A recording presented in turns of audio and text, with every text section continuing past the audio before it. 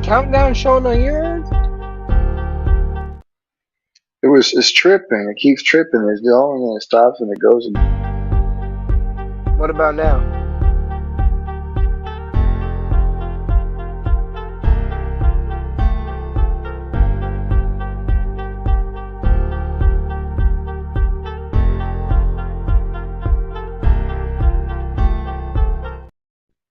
Well, okay, I have no idea what's going on with the countdown.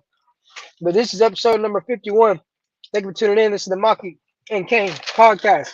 We finna give it to you live, raw, and uncut. With that being said, I'm gonna pass the mic over to Kane, let him say what he gotta say, and then he gonna get us started off after the theme song. Yeah, man. I guess through the countdown, I was having some technical difficulties or some bullshit. It kept tripping out, but it is what it is. I don't really tripping about it. We trying to do what we do. We trying to get on with the show. So make sure y'all sit back, grab your snacks, your drinks, y'all be whatever the fuck the case may be, and sit back and relax and listen up.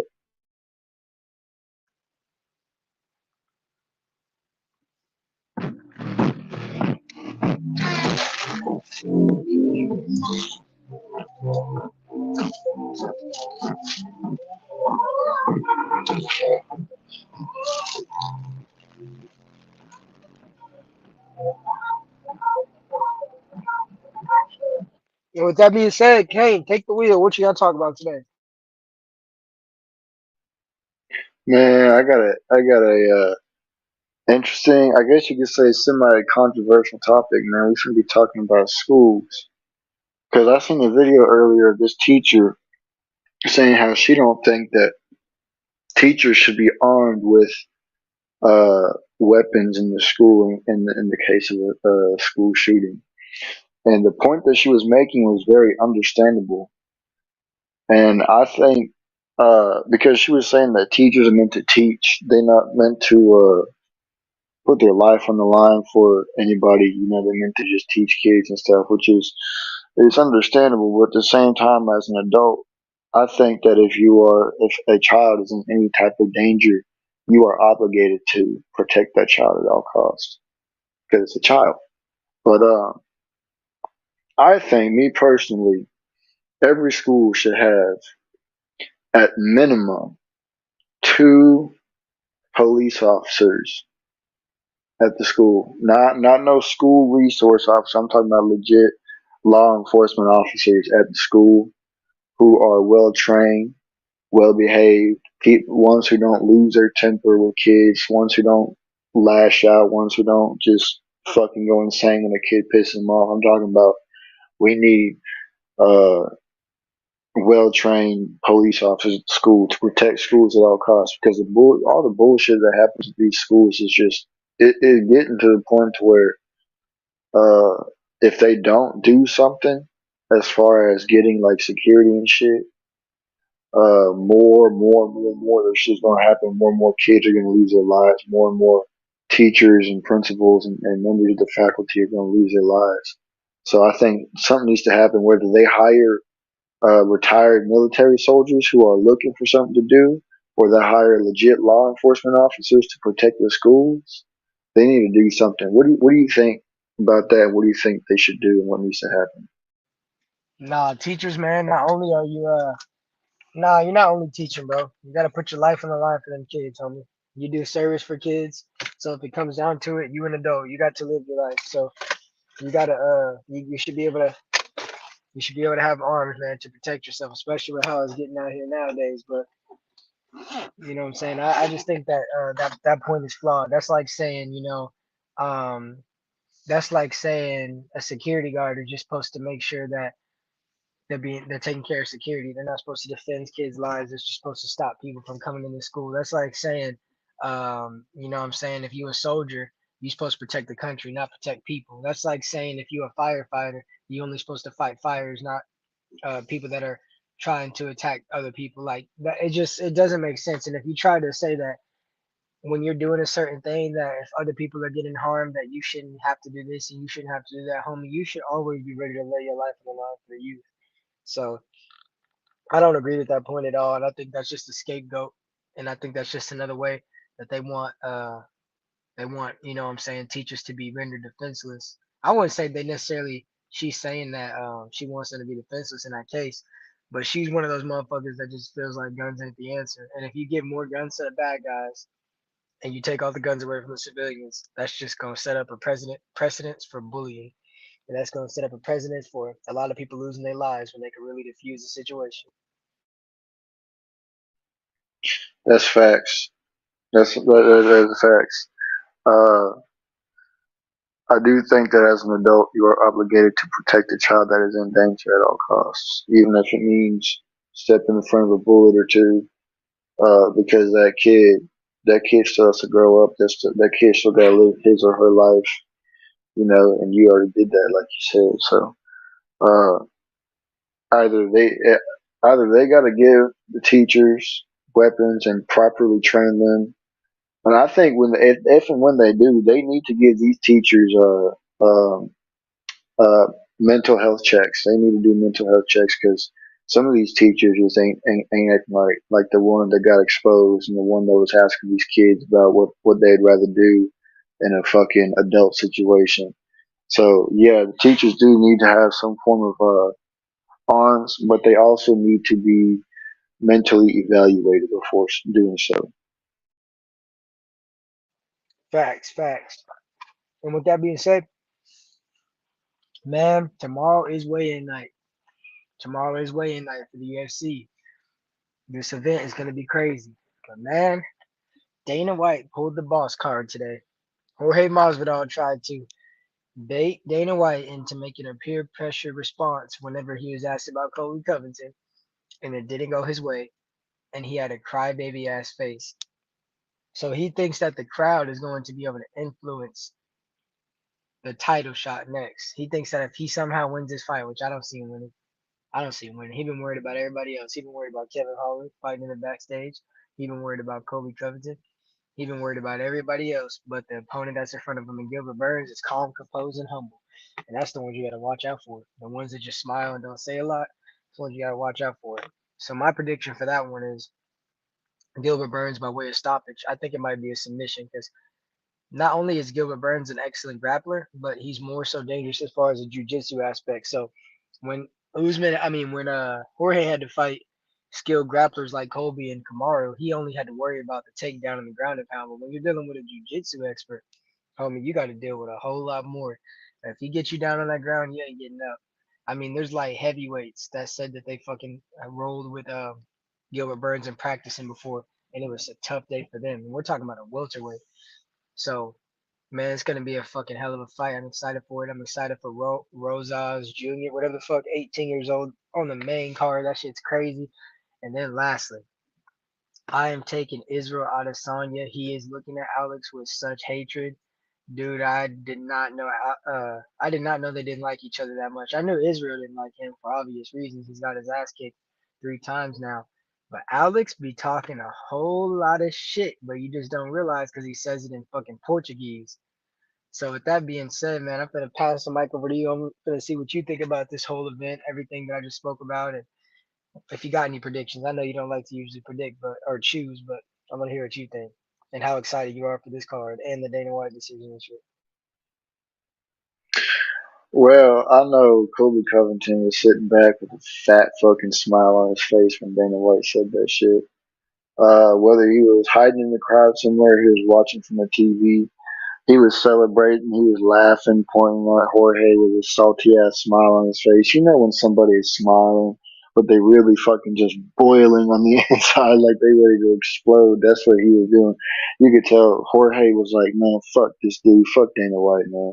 But he can't say that shit because then he'll get kicked out of the UFC. He'll lose everything. And it's funny to me how this fool said, yeah, I influence the decisions, but Dana White has the last say. Homie, you didn't influence nothing when he said that Kobe Covington was getting a shot at the title. You didn't influence the fact. You didn't influence your chance of getting a title shot. Uh, yeah, so just Jorge Masvidal, sit down, bro, and stop complaining and stop crying. Just work your way back up to it, bro, instead of bitching and complaining like a female. But man, I think if Israel lets his hatred get the best of him in that ring, he's gonna lose. if he start lashing out with such hatred that he can't throw a punch straight, or can't kick right, or can't defend himself right, whatever the case may be, because we all know that fighting with hatred blinds you, especially whenever it gets uncontrollable. I mean, we all saw what the fuck happened to Anakin. He let his anger and his what's it called? He let his anger and his pride get the best of him, and he lost his legs and lost his arm. So I think that it's a steep hill for Israel Adesanya, whether he uses that negative energy and channels it to a positive output, or he lets it just take control of him and he loses. Now, I want to see. I don't care who it is. I just want to see somebody get knocked out. I'm tired of watching these fights lately and not nobody get knocked out. I want to see somebody get slept on the ground. Go night night. Bye bye. That's what I want to see. Whether it's Alex or Israel, I don't care. I do think that Alex may have a slight upper chance if Israel lets his anger get the best of him. This whole fight depends on Israel and him holding his emotions back, or him letting them get the best of him, and he lashes out and starts fighting blind. So that's what I think. I think this whole fight it depends on Israel, man, because Alex is sitting back, he's chilling, he's cool, he knows what he's doing, he knows how to fight. He knows how to fight well. He's got a lot of power behind those punches and those kicks that he be doing. So it's really all the pressure is on Israel. I don't think there's nearly as much pressure on Alex as there is on Israel. And the 18-year-old kid, he ugly as hell, but it's a damn accomplishment what he did getting into the whatever I can't remember what they call it off the top of my head. You're gonna have to refresh my mind. But The main getting to card. where he is, yeah, main card. There it is. Getting into the main card at that young of an age of There's 18. 30-year-old men that are on the prelims crying right now, wishing they could be in this position. That's a damn accomplishment, and he may be ugly as hell, but you got to give him his props, man. So I'm gonna give him his props right there. He working hard. He doing what he's supposed to do.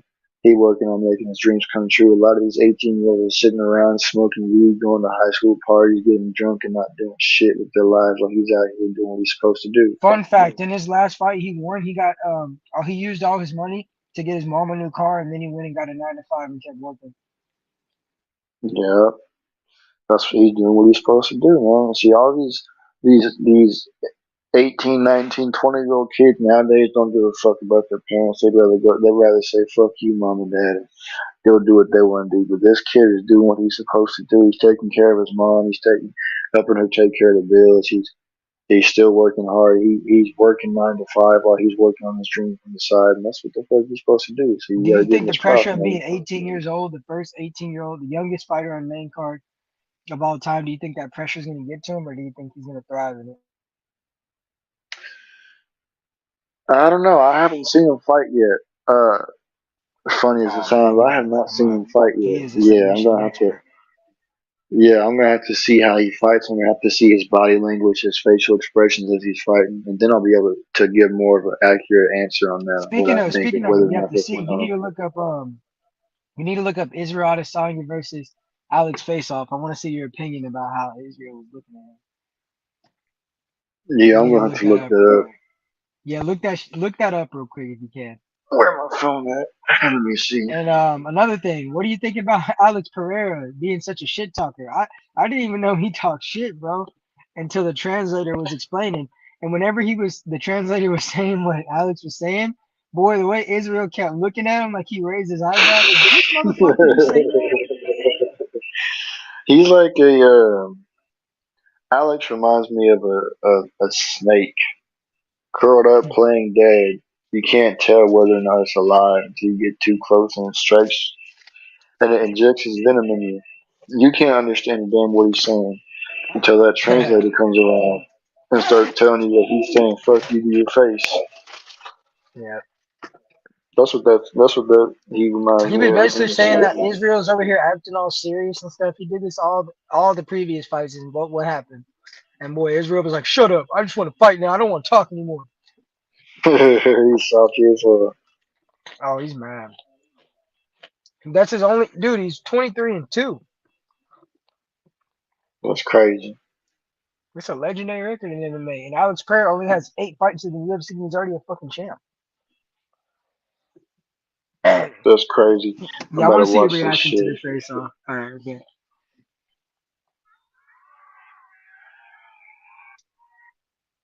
Skip through. The Jorge Masvidal is ugly as shit. I want to see. Yeah, do you watching that face off too? I'm skipping through it.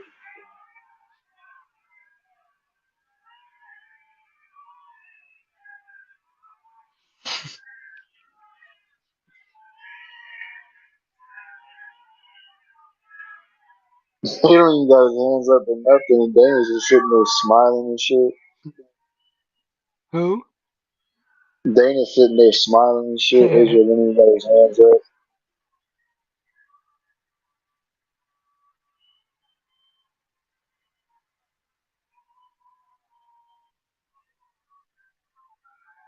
That's crazy. You can Do you see see the hatred? Alex. Yeah, you can see Alex crunching his jaw and shit as he's staring at him. Israel is breathing heavy as shit. That's what I'm saying. I can't tell whether that's fear and hatred or just pure hatred. Because the way he's breathing, the way he's looking, he looks like he's a little scared. To me, it looks like he's so mad, like he's just ready to fight right now. I don't know. I can't tell. Cause like when you're like, you're trying to get someone to Yeah, calm you down because you just ready yeah, to. I've had those moments, bro. right. But he's looking at that man like he's staring him in his fucking soul, bro. Hello. But the thing is, Alex isn't phased. Like most people, when they get stared into that, you see he's the more dominant. But Alex is calm and collected. Like he just, bro. I don't think you can get. I don't think you can get to him emotionally. I think the only way Israel could get to him emotionally is if he beat him, Oh. Do you think that if he beats knock him, he him has off the his right to rocker. call for a rematch, or would that be unprecedented? Like, do you think, even though they've fought many times outside, they've only officially fought, this will be the second time in the UFC. So, if Israel wins, do you think Alex is entitled to a rematch, or do you think Israel should be able to fight the next opponent? Mm, I think Alex deserves a I, rematch. I mean, I know people don't want to see the division get held up, but it's only fair, in my opinion. It's only fair. I think that would depend purely on the two fighters, whether they did or didn't, whether they agreed on one or not. I don't know because they've already fought what twice in the UFC, right? Not once, and then he lost twice Oh, to in once. kickboxing. Oh, okay. Oh, okay. So that I think that he should. I think if Alex lost, then they should have at least one more rematch as a tiebreaker. Yeah, this some like Rocky type shit. But yeah, man, Facts. with that being said, bro, let's go ahead and wrap this up. Man, I'm excited for this event. I wish it was today, tomorrow slash tomorrow, but it's not far away from now on. They'll be stepping on the scale doing the final face offs. And Alex gonna be having that damn tribal shit all over his face. I can't wait to see that. And then next thing you know, sooner than later, it'll be fight time. And I can't wait. Any last words, Kane? I'm just ready to see somebody get knocked out. That's all I want to see. And with that being said, man, until next time, we will see you guys Yeah. next time. I don't know if we're gonna do an episode tomorrow, but if not, you guys will get one probably post the UFC event, later that night. But if not, the following day. But guess what, man? We're gonna keep doing what we're doing. We're gonna keep spreading awareness. And man, you better stay tuned because if you ain't staying tuned, you're gonna get lost in the sauce, bitch. So with that being said, I'm gonna let Kane say what he's gotta say. We ain't doing no outro. But if anybody's tuning in, make sure you guys go tap into Kane's TikTok show. I'm pretty sure he'll be going live anytime soon. And yeah, man, until next time, this your boy Maki. I'm out. Yeah, man. Make sure y'all share it to your friends, your families, your mummies, your aunties, man, and everybody else who can know. Jorge lost some money to get off of everybody else's dick and start riding the dude that he's fighting dick so he can focus on how he fights so that way he don't get hit with a blind side right hook and get knocked the fuck out with his goofy ass. And with that being said, I'm out of here. Also, last thing, Charleston White said that he got the contract for the Boosie fight. So Boosie, you need to sign that, bitch. You need to sign that shit. Oh Charleston said it. shit. You need to sign it, man. Oh shit, When Newsom, you man, know we you gotta ain't go gonna see sign it that. because if he punches you, nigga, your blood sugar level is gonna drop. You gonna turn into a puddle. So hopefully you sign that shit. Hopefully you sign that shit. But we'll Yeah, talk about that shit next time. Kane might want to talk about that on TikTok. So hey, you never know. So damn. with that being said, peace. Deuces.